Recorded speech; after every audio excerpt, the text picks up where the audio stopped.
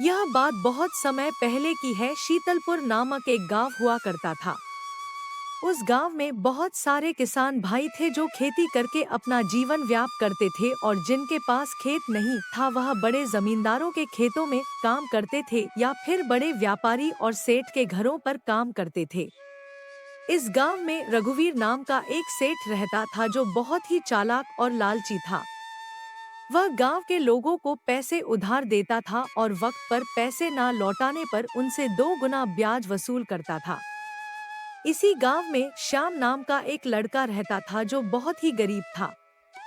उसके पास कोई खेत नहीं था, इसलिए वह सेठ रघुवीर के यहाँ पर साफ सफाई और देखभाल का काम किया करता था। श्याम बहुत ही सीधा लड़का था। उसके घर में माता पिता और उसकी पत्नी सुमन थी। आप और आपके सेठ जी जरा सी देर क्या हो जाए पूरा घर सर पर उठा लेते हैं। रुको अभी लगाती हूँ खाना, आप जरा बैठ जाओ। नहीं सुमन, इसे नहीं कहते। वह हमारे अन्नदाता है। आखिर हम यह जो कुछ भी खा रहे हैं सिर्फ उनकी वजह से ही खा रहे हैं। अरे यह क्या सब्जी नहीं है? सब्जी कहाँ से आएगी? सब्जी के लिए पैसे चाहिए, और वह कल जो तुम पैसे लाए थे उसमें तो केवल यह चावल नहीं आएगी तो सब्जी कहाँ से आती है? अजी मैंने आपसे कितनी बार कहा है उस रघुवीर सेठ के घर से काम छोड़कर आप कहीं और काम क्यों नहीं ढूंढते? वह रघुवीर। नहीं सुमन, इसे नहीं कहते। वह हमारे अन्नदाता है। आखिर हम यह जो कुछ भी खा रहे हैं सिर्फ उनकी वजह से ही खा रहे हैं। हाँ हाँ, उनकी वजह से तो रोज हमारे घर में पूरी पकवान बनते हैं। जाइए अपने सेठ जी के पास जाइए। श्याम रघुवीर सेठ के यहाँ पर काम पर चला जाता है। क्यों रे श्याम, आज फिर से तुझे देर हो गई? साहब जी वहाँ बस 5 मिनट ही देर हुआ। साहब जी मुझे कुछ पैसे उधार चाहिए थे। उधर तो पैसे मैं तुझे दे दूंगा, पर कुछ गिरवी रखने के लिए लाया है ना। बिना कुछ गिरवी रखे मैं उधार बिल्कुल नहीं दूंगा। जी सेठ जी, मैं अपनी पत्नी का या चांदी का कड़ा गिरवी रखने के लिए लाया हूँ। हाँ ठीक, कह देता हूँ, तनिक रुक। रघुवीर चांदी के कड़े को अपने पास गिरवी रखकर उस गरीब व्यक्ति को पैसे दे देता है। अरे गोपीनाथ, जरा पता तो कर, आखिर यह गांव के लोगों को क्या हो गया है? इन्हें पैसे वैसे नहीं चाहिए क्या? साहब जी मैंने सुना है इस गांव में एक नया सेठ आया है जो बहुत ही अमीर है। पूरे गांव में उसी की चर्चा हो रही है और आजकल गांव के लोग उसी से पैसे उधार ले रहे हैं। और सुना है कि वह सेठ बिना कुछ गिरवी रखे पैसे उधार देता है। अगले दिन रघुवीर उस नए सेठ हरिराम के घर पहुंच जाता है। जब रघुवीर हरिराम के घर पहुंचता है तो वह वहां देखता है कि उसका घर तो रघुवीर से भी ज्यादा सुंदर था। रघुवीर को मन ही मन उस हरिराम से ईर्ष्या हो रही थी। क्यों भाई हरिराम, मैंने सुना है तुम गांव के लोगों को पैसे उधार देते हो और वह भी बिना कुछ गिरवी रखे, और ब्याज भी नहीं लेते। हाँ भाई, अब इन गरीब लोगों से ब्याज लेकर मेरा क्या भला हो जाएगा? अरे हरिराम, यह तुम बहुत बड़ी गलती कर रहे हो। इन गांव वालों को इतना भोला मत समझो। अगर बिना ब्याज के पैसे देने लग गए ना तो कल यह तुम्हारे सिर पर चढ़ जाएंगे। बस थोड़ा बहुत उनके काम आ जाऊं, और क्या चाहिए? हमारे पास तो भगवान का दिया सब कुछ है। अरे भाई, यह पुण्य तुम्हें ही कमाना है। मैं यह पुण्य कहीं और से कमा लूंगा। इतना कहकर रघुवीर वहां से चुपचाप खिसक लेता है। हरिराम के घर में उसकी बीवी और बेटा था। बेटा शहर में पढ़ाई करता था और हफ्ते में छुट्टियों के समय अपने घर पर अपने माता पिता से मिलने आ जाया करता था। अभी थोड़े ही दिन पहले हरिराम का बेटा उनसे मिलने आया था और छुट्टियां खत्म होने के बाद वह वापस शहर पढ़ाई के लिए चला गया था। वहीं दूसरी तरफ रघुवीर घर आ जाता है और वह सारी रात हरिराम के घर के बारे में ही सोचता है। ऐसा सोचकर रघुवीर के मन में एक विचार आता है और वह रात के समय चुपके से श्याम के घर पहुंच जाता है और वहां से उसके कपड़े चुरा करके पहन लेता है। ऐसा सोचकर रघुवीर चुपके से हरिराम के घर पहुंच जाता है और उसकी तिजोरी में से पैसे और जेवर चुराकर वहां से भाग जाता है। सुबह जब हरिराम की आंख खुलती है तो उसके घर में कोहरा मच जाता है। हे भगवान, हमारे घर में चोरी हो गई है। ना जाने कौन कमबख्त रात को चोरी से आया और घर का सारा पैसा और जेवर चुरा ले गया। थोड़ी देर में हरिराम के घर पर पुलिस भी आ जाती है और हरिराम उन्हें सारी बात बताता है। पुलिस गांव के लोगों से पूछताछ करती है, मगर पूछताछ से कोई फायदा नहीं होता, किसी को कुछ पता नहीं होता। एक हफ्ते बाद जब पुलिस वापस हरिराम के घर आती है तो वह बताती है, जी अभी तक कोई भी सबूत बरामद नहीं हुआ है, लेकिन आप चिंता मत कीजिए, हम जल्दी चोरों का पता लगा लेंगे। आखिर आपके घर चोरी करने की हिम्मत किसने की?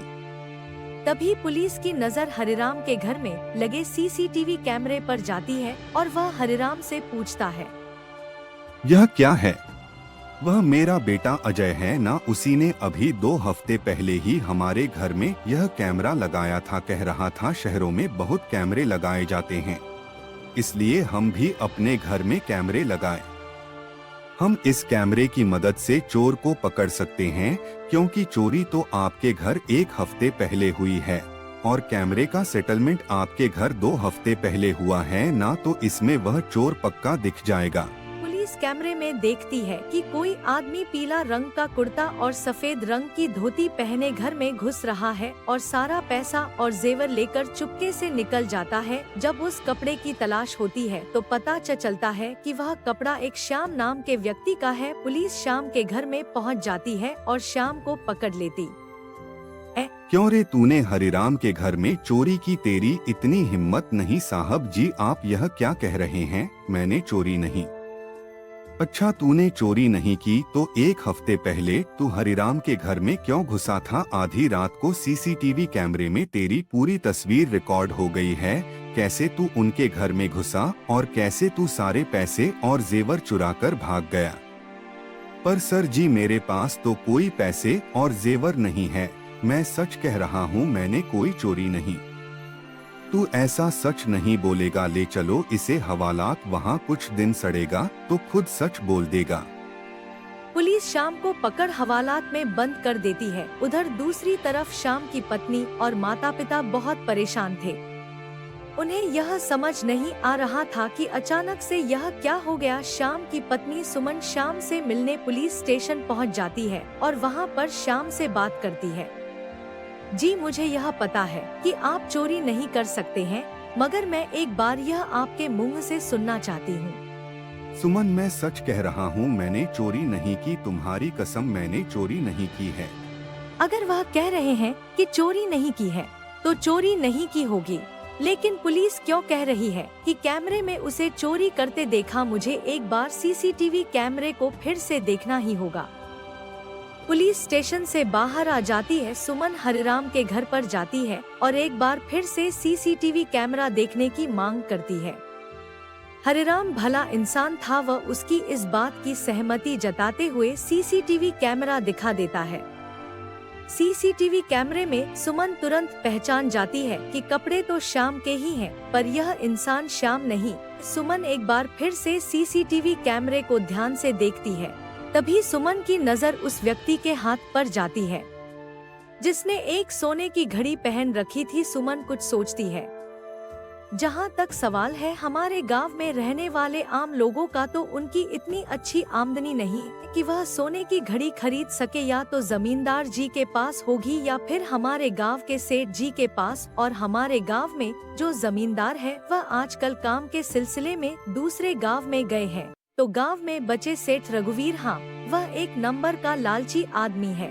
जाते जाते सुमन रघुवीर के घर पहुंच जाती है और वहां पर जब उसकी नजर रघुवीर के हाथ पर पड़ती है तो उसने देखा कि रघुवीर ने वही सोने की घड़ी पहन रखी थी जो सीसीटीवी कैमरे के चोर ने पहन रखी थी। सुमन समझ जाती है कि रघुवीर ही वह व्यक्ति है जिसने हरिराम साहब के घर से चोरी की। सुमन को देख रघुवीर उससे पूछता है, अब तुम यहाँ क्या लेने आई हो? तेरा पति तो चोर निकला। अगर मैं यहाँ से कुछ बिना बोले चली गई तो इस रघुवीर को मुझ पर शक हो जाएगा। मुझे कुछ ना कुछ तो बहाना बनाना ही होगा कि मैं यहाँ क्यों आई हूँ। वह साहब जी, मुझे काम चाहिए था, कृपया आप मुझे थोड़े दिन के लिए काम पर रख ले। सिखा है मैं तुझे अपने यहाँ पर काम पर नहीं रख सकता। तुम्हारा पति तो चोर है, तुम भी चुरा लोगे कुछ ना कुछ, जा यहाँ से चली जा। सुमन तो यही सुनने का इंतजार कर रही थी कि रघुवीर अपने आप ही उसे अपने यहाँ से भगा दे। सुमन निराश होने का नाटक करके चुपचाप वहाँ से चली जाती है और सुमन पुलिस स्टेशन पहुँच जाती है। वहाँ पर वह सारी बात पुलिस को बता देती है।